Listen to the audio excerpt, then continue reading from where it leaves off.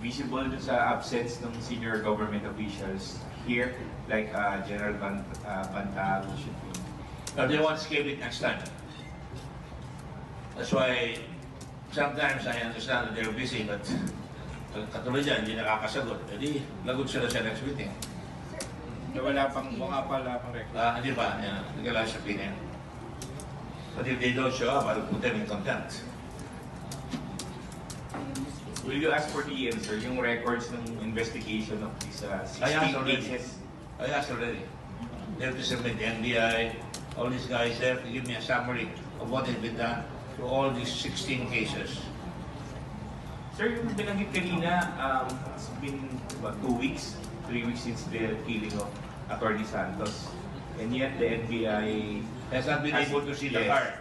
So lack of interconnection na naman, intercoordination.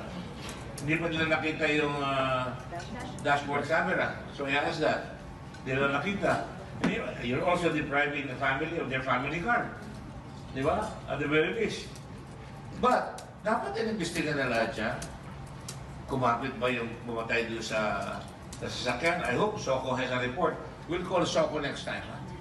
Para, kasi, pag alis yan, baka kumapit, dapat nakuha yung fingerprint niya, kahit naman paano, marami nang magagawa dyan. But to my mind,